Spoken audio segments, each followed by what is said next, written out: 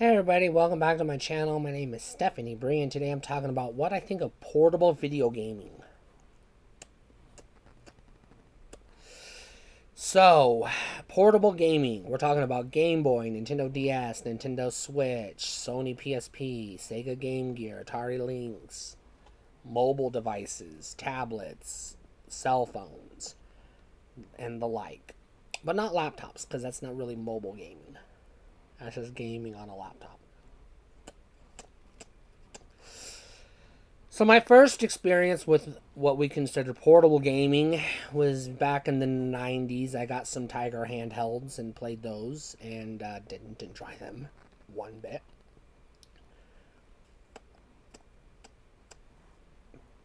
And I remember my friend David, he had a Game Boy, a Nintendo Game Boy.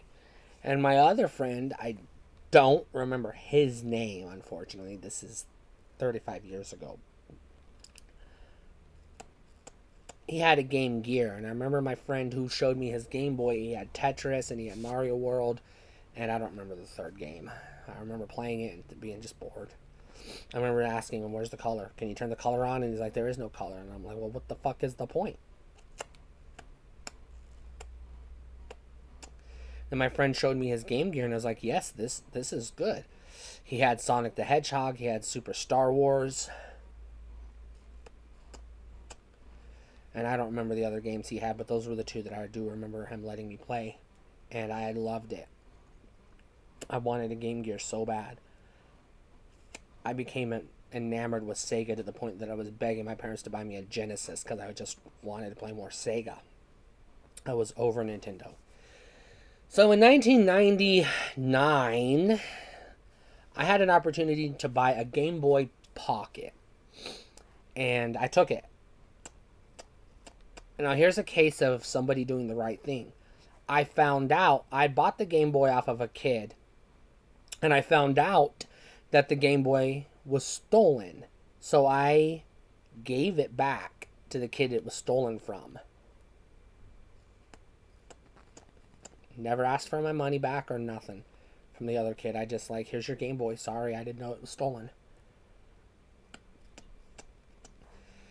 I had Tetris and I had Dr. Mario, and I couldn't play Dr. Mario because no colors. And Tetris was okay, but then I ended up getting a Super Game Boy, and then I was playing Game Boy games on the Super Game Boy. Couple years later, I ended up getting a Game Boy Advance. I got the purple one, the sideways one, not the SP. The SP wasn't out yet. And I remember buying a bunch of games for it, and I remember hating it. I just couldn't get into it. The games were fun, but I couldn't focus. The screen was so tiny, and because it didn't have a backlight, I couldn't tell what was happening. It was just blurry, and it hurt my eyes, and it gave me eye strain, and I just couldn't play it.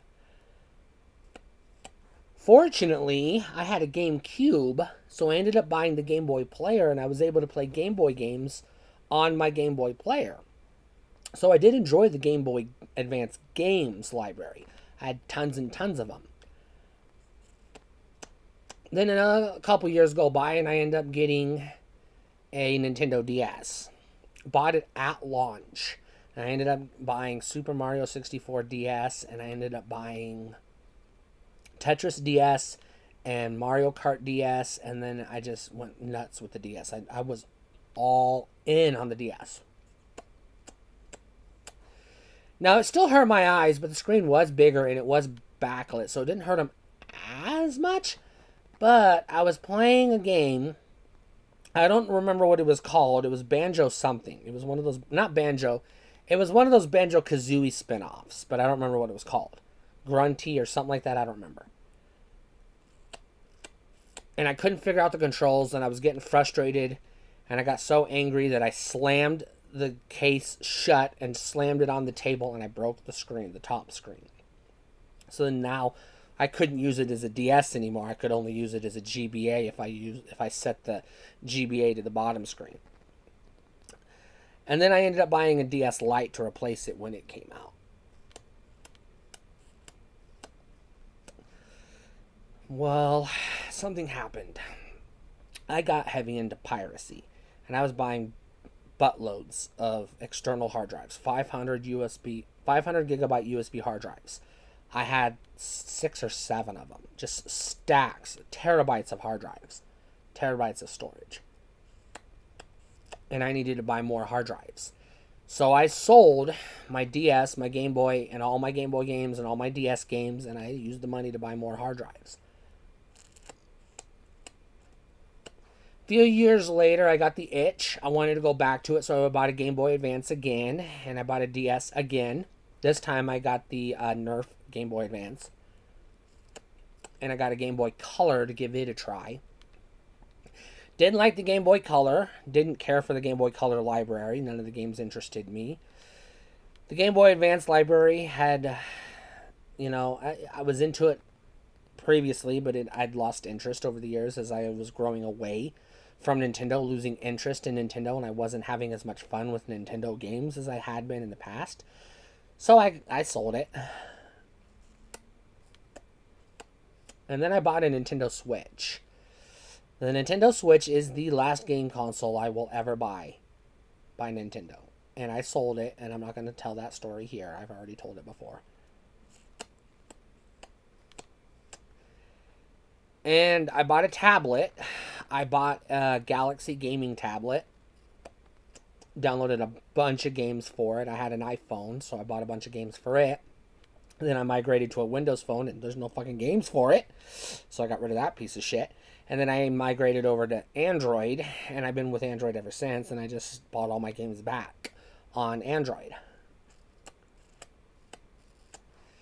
But there's a couple of things that I've noticed over the years about portable gaming that has irritated me. One, I'm not interested in the games that much. Sure, a lot of them are arcade ports, and I'll play the arcade games, no problem. Puzzle games, sure. But like longer games, Castlevanias, Mario, Zelda, Metroid, stuff like that, I can't do it. Hurts my eyes too much. You see these things? Yeah. Well, I can't see very well without them. And so it hurts my eyes to focus on a tiny little screen. And the games just aren't that fun. Never owned a PSP, but I'm planning on eventually buying one simply because I own a PS3 and I have over 100 digital games downloaded on it that are compatible with PSP. Most of them are PSN games, PlayStation 1 games, and a lot of PSN, like just PSN games, PC games like Doom and Duke Nukem and stuff like that are compatible with the PSP that I can put on it. Big enough screen, it shouldn't cause eye strain. Now, the eye strain was not an issue on the Switch, but I got rid of it for other reasons I'm not talking about here. So, I'm here to say portable gaming is not for me. I play Pokemon Blue. I play it on my laptop using an emulator. I will never play it on physical Nintendo hardware. 2 reasons. 1, I'll never own another Nintendo machine again as long as I live. Even a used one. I will never buy anything from Nintendo ever again. And number 2, the eye strain. It hurts my eyes.